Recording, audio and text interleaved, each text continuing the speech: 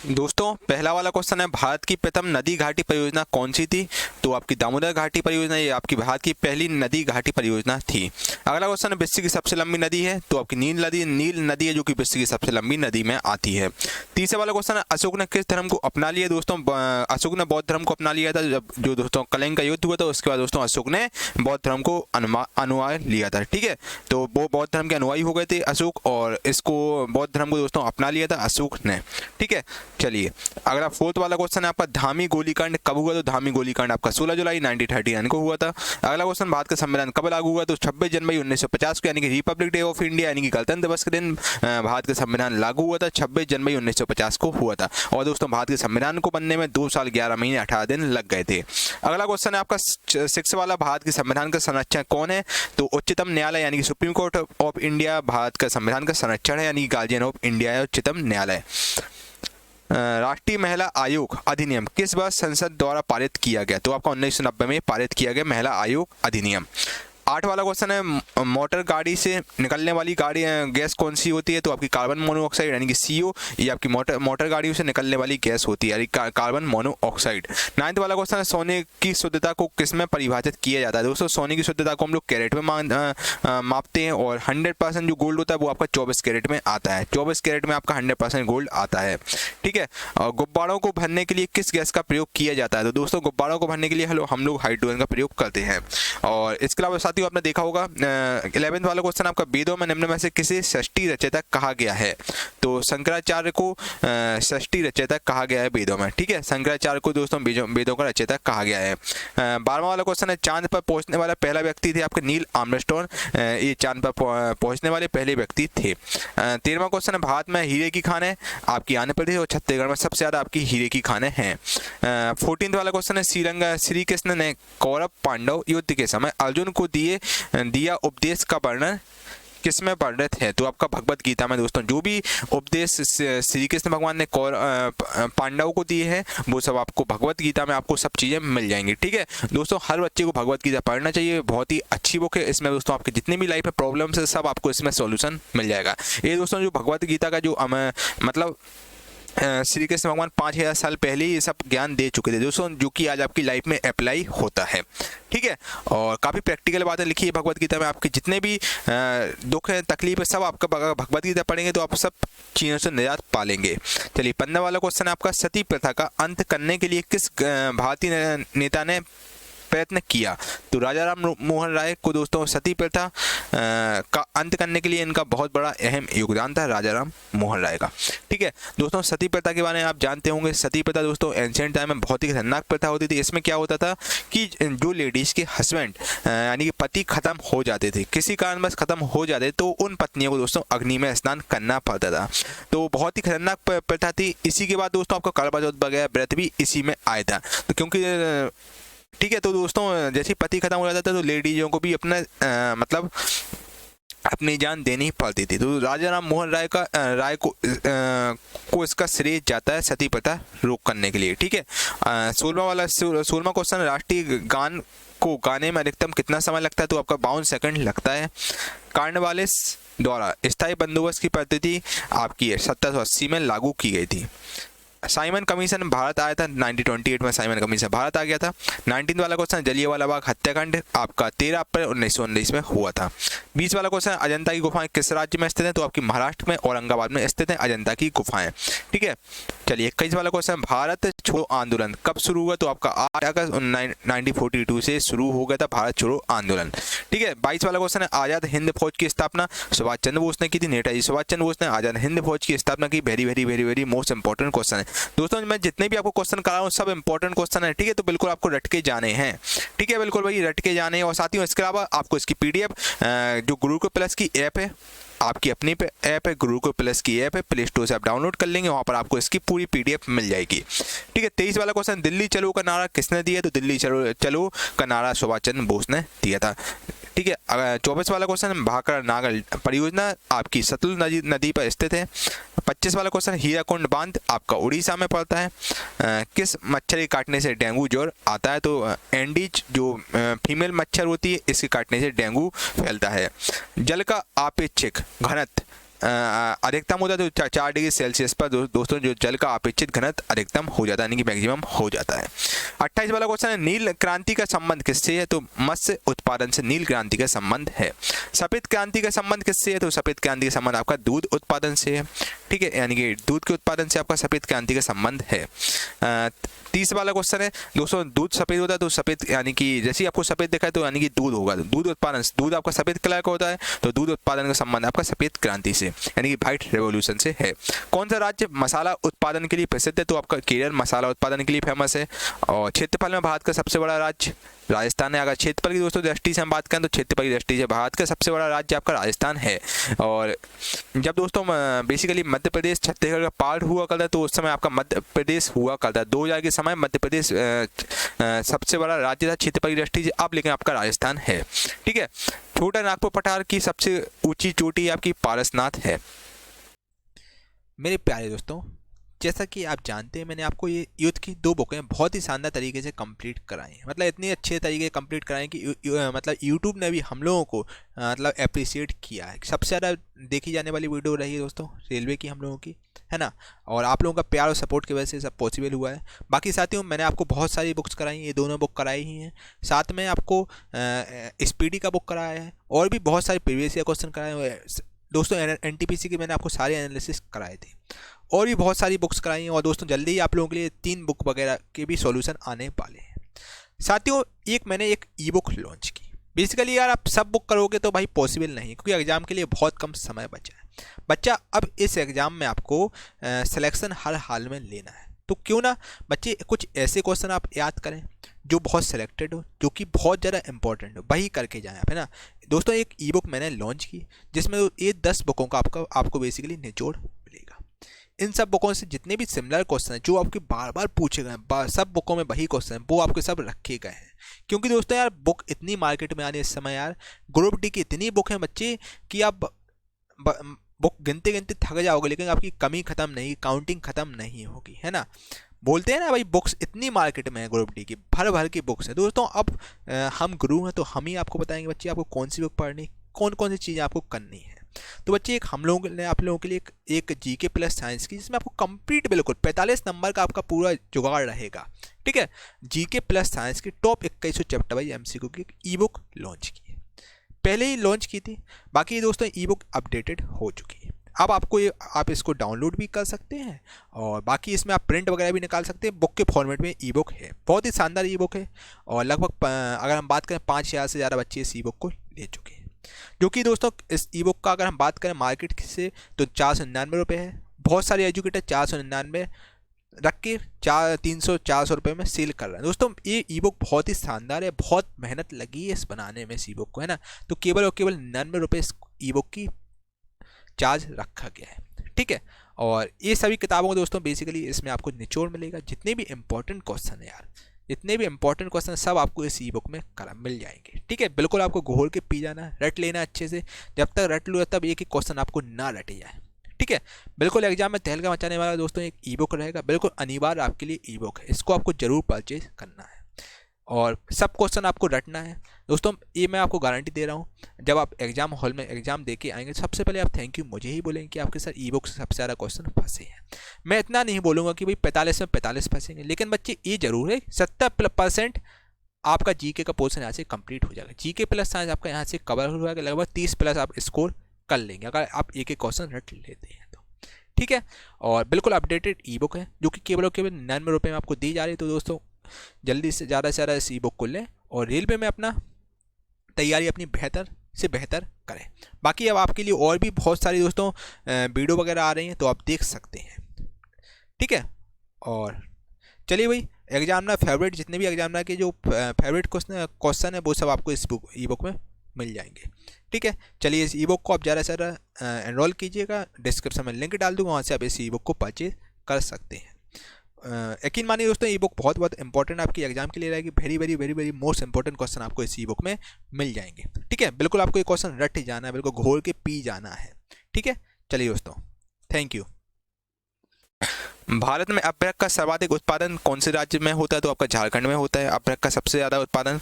Mother Teresa का जन्म कहाँ हुआ? तो मदर टेरेसा का जन्म आपका हुआ था अल्बानिया में हुआ था। 35 वाला क्वेश्चन, भारतीय सशस्त्र सेनाओं का प्रमुख सेनापति कौन होता है? तो राष्ट्रपति आपका सभी तीनों सेनाओं का प्रमुख होता है, राष्ट्रपति यानी प्रेसिडेंट ऑफ इंडिया होता है।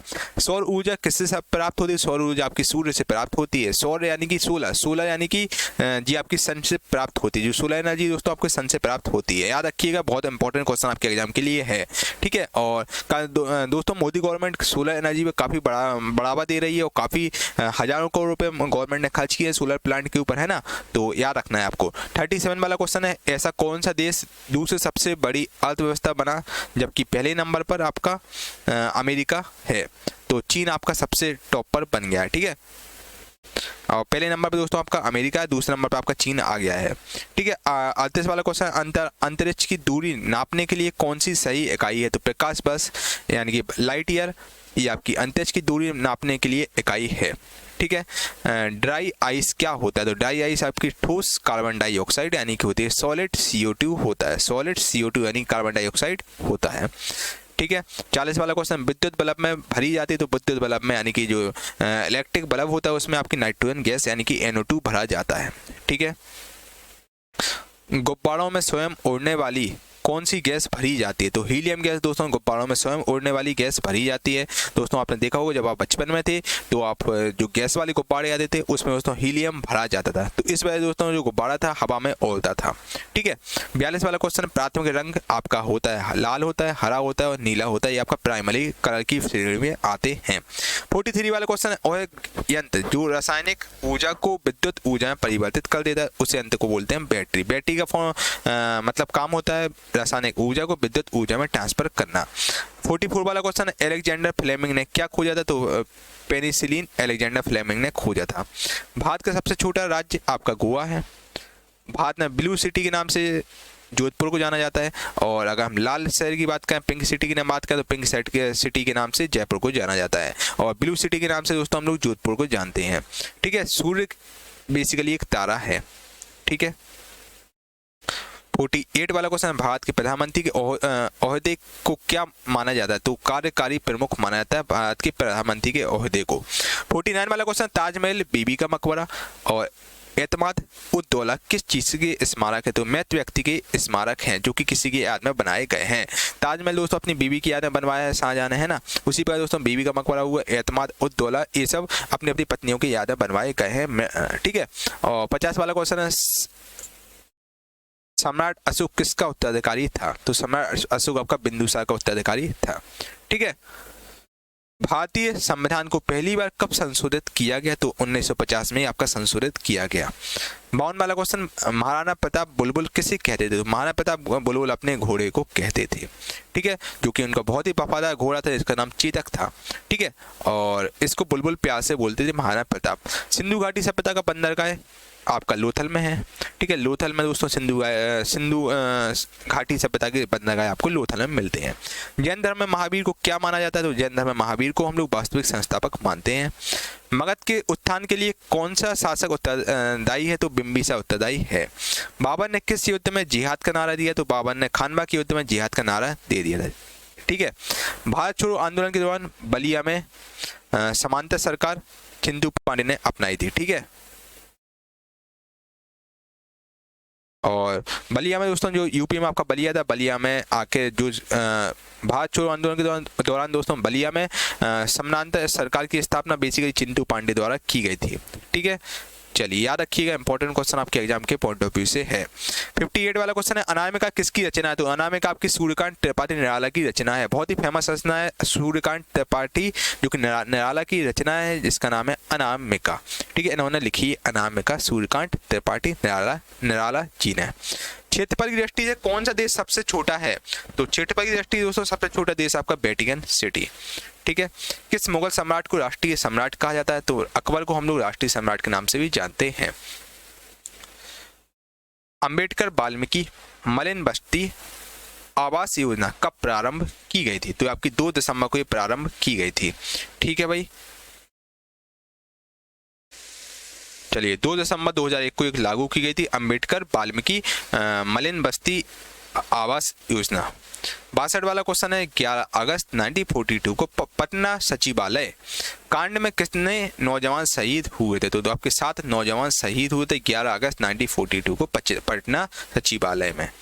हिंदी काव्य की आधुनिक मीरा किसे कहते हैं? तो आपकी महादेवी वर्मा को हिंदी काव्य की आधुनिक मीरा कहा जाता है। मोबाइल का आविष्कार मार्टिन कूपर ने किया था। जम्मू और कश्मीर के मुख्यमंत्री का कार्य अवधि कितने वर्षों की होती है? तो 6 वर्षों की दोस्तों जो जम्मू कश्मीर के मुख्यमंत्री कार्य अवधि होती है। ठीक है, अभी तो कोई इस समय आपका जम्मू कश्मीर कोई मुख्यमंत्री नहीं है अब, लेकिन दोस्तों 5 साल की जम्मू कश्मीर के जो मुख्यमंत्री इनकी कार्य अवधि होगी। ये बेसिकली पुराना अमेंडमेंट था, फिर आपका आर्टिकल 370 हट गया, उसके बाद आर्टिकल 370 हट गया, फिर उसके बाद अब 5 साल की अवधि होती है मुख्यमंत्री की जम्मू कश्मीर में। ठीक है, अब कोई भी दोस्तों स्पेशल राइट जम्मू कश्मीर को नहीं है। जब आर्टिकल 370 था तो जम्मू कश्मीर को विशेष प्रावधान दिए गए थे।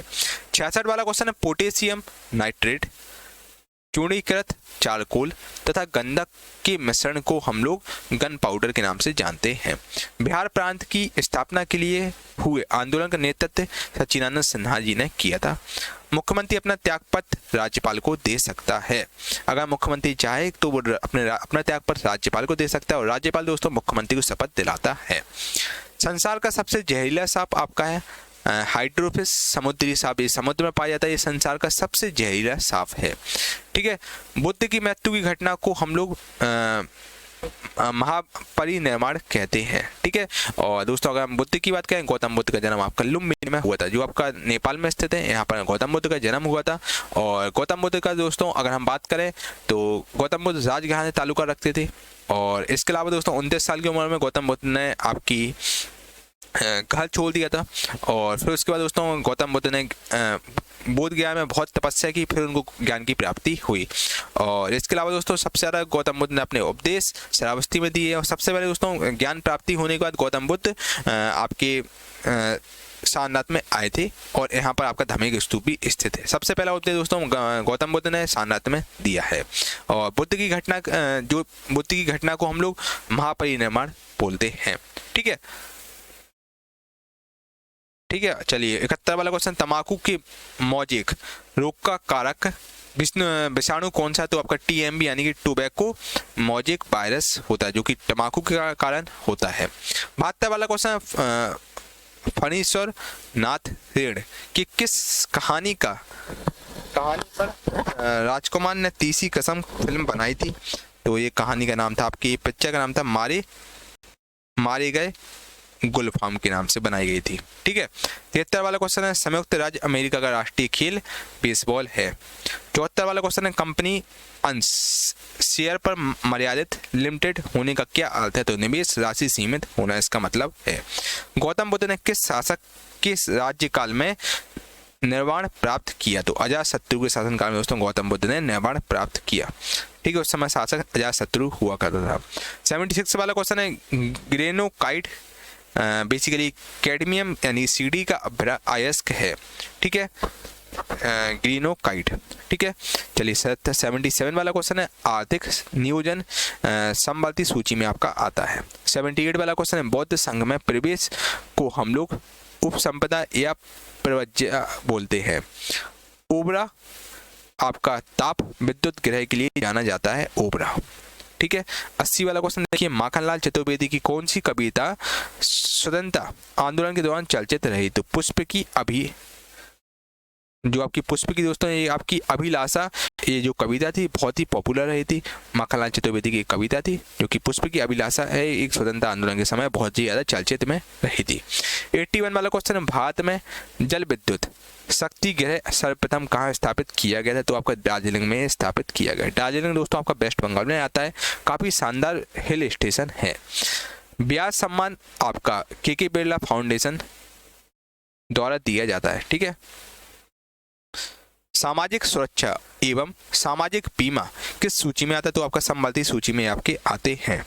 ठीक है, 84 वाला क्वेश्चन है, शेरशाह ने शेरशाह की उपाधि किस युद्ध के जीतने के बाद धारण की थी? तो चौसा के युद्ध में दोस्तों शेर खान जीत गया था, उसके बाद इसने शेरशाह की उपाधि ली थी।